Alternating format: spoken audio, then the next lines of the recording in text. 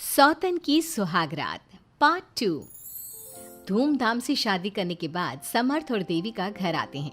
घर पर सब उनका स्वागत करते हैं और सौम्या उनकी सुहाग रात का इंतजाम करती है। समर्थ और देविका दोनों अपने रूम में बैठे बातें कर रहे होते हैं।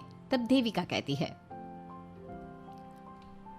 सुनिए, आप इतना दूर क्यों बैठे हैं? नहीं, कुछ नहीं, बस थोड़ा सा थक गया हूँ।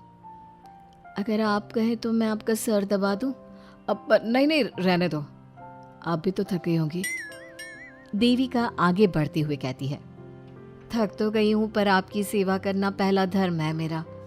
देविका झट से समर्थ के पैर पकड़कर दबाने लगती है। ऐसे ही कुछ देर निकल जाती है और समर्थ कहता है, अब रहने दो देविका, तुम भी आराम कर लो, तुम भी थकी थकी लग रही हो। देविका मना करते हुए उठ जाती है और अपने बालों को खोलकर समर्थ का सर दबाने लगती है और कहती है, मेरी थकावट तो आप ही दूर कर दोगे ना? इतना कहकर देविका अपने खुले बालों को समर्थ के ऊपर डालती है।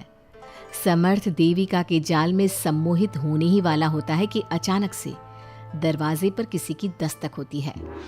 समर्थ आवाज लगाते हुए कहता है, कौन? भाई, मैं हूँ सौम्या। क्या है सौम्या? क्या बात है देविका, कैसा लग रहा है मेरी भाभी बनकर? कुछ बात आगे बढ़ी या नहीं? बात आगे बढ़ती कैसे? तू जो आ गई कबाब में हड्डी। अच्छा जल्दी बता, किस लिए आई थी? सौम्या ठिठोली करते हुए कहती है, क्या बात है देविका, बहुत जल्दी हो रही है। वैसे मैं तो दूध का गिलास देने आई थी। आखिर मेरी सहेली की सुहाग रात में कोई कमी नहीं होनी चाहिए।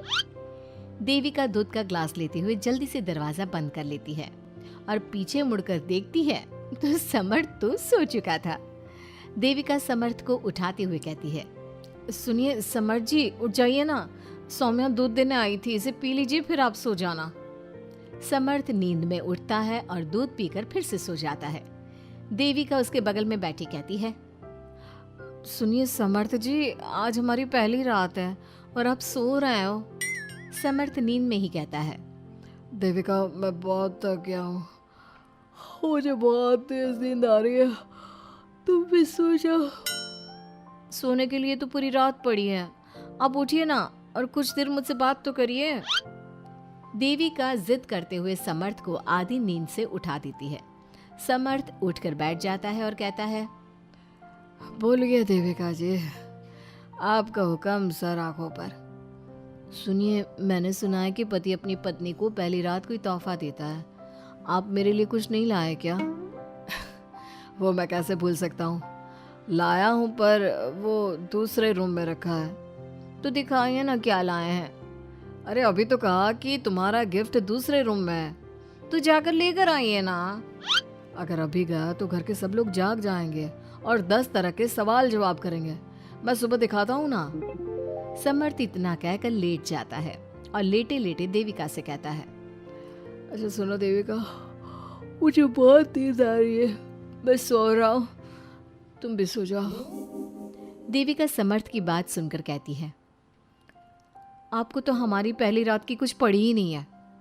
इतना कहकर देविका भी उसके करीब आकर लेट जाती है और सो जाती है।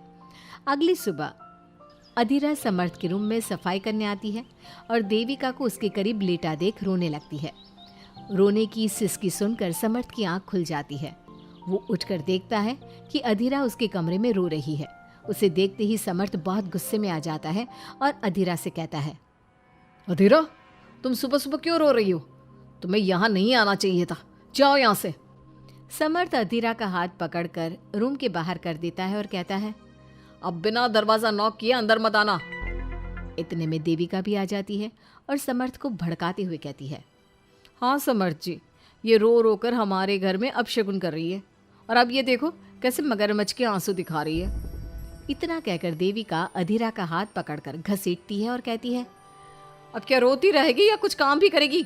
मुफ्त में रोटियां तोड़ने को नहीं मिलेगी यहाँ पर, चल उठ यहाँ से और कुछ काम कर। अधीरा वहां से उठकर रोते रोते चली जाती है और जाकर रसोई में सबके लिए चाय बनाती है और चाय जाकर पहले अपनी सास को देती है। चाय पीते ही मंजू अधीरा को गुस्से से कहने लगती है, लगता है मुझे मारने की साजिश कर ली है। अरे अभी तक तूने ढंग की चाय बनाना नहीं सीखा। इतनी मीठी चाय बनाई है कि कहीं मैं शुगर की बीमारी से मर ही ना जाऊं। अरे जा जाकर तू मर कहीं। अधीरा मंजू की बात सुनकर दुखी होती है। इतने में सौम्या वहाँ आ जाती है और कहती है, ये लो, महारानी अभी यहीं बैठी है और मैं पूरे घर में देख आई। अरे ओ महारानी, यहाँ बैठकर किसका मातम मना रही हो? उठ यहाँ से और जाकर हमारे कपड़े धो, बहुत कपड़े पड़े हैं धोने को। अधीरा वहाँ से कपड़े धोने चली जाती है और बैठे बैठे खुद को कोसने लगती है। हे भगवान, मुझे उठा ले तो अच्छा है, मैं थक गई हूँ इस जिंदगी से। ऐसे ही कुछ दिन निकल जाते हैं। अब समर्थ भी अपने काम पर जाना शुरू कर देता है। एक शाम अधीरा घर के सारे काम करके अपने रूम में आराम कर रही थी और मंजू अधीरा को आवाज लगाते हुए कहती है, अरे ओ कलमुही, अगर आराम हो गया हो तो आकर मेरे पैर दबा दे। देविका उस समय वहीं से गुजर रही थी और समर्थ का घर आने का टाइम देखकर देविका मंजू से कहती है, माँ जी सुनिए, आप कहें तो मैं दबा दूं आपके पाँव। पता नहीं अधीरा कहाँ है।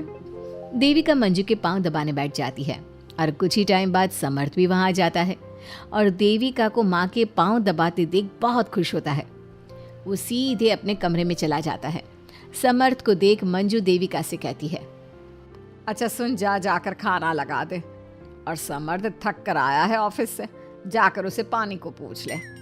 देविका उठकर समर्थ के लिए खाना लगा देती है और रात में समर्थ और देविका सोने की तैयारी करते हैं। समर्थ कहता है, अच्छा देविका सुनो ना, मेरे पास आकर बैठो जरा। अरे पापा, मैं बहुत थक गई हूँ, मुझे नींद आ रही है। अरे आओ तो सही, आज तो मैं माँ के पाँव दबाते देखकर बहुत अच्छा लगा। अच्छा क्यों नहीं लगेगा भला? पूरा दिन घर के काम किए हैं और शाम को माँ की सेवा, पर मेरा तो कोई हाथ बांटने वाला भी नहीं है घर में। क्यों? अधीरा और घर के बाकी लोग कहाँ जाते हैं?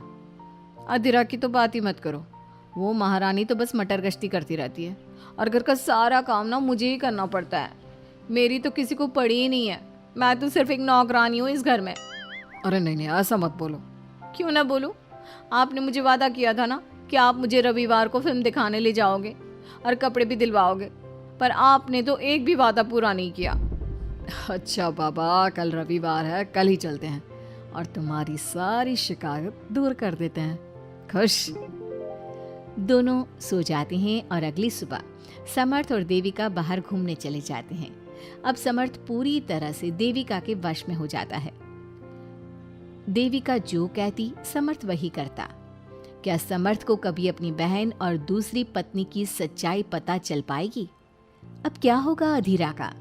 इसके लिए हमारे अगले एपिसोड का इंतजार कीजिए।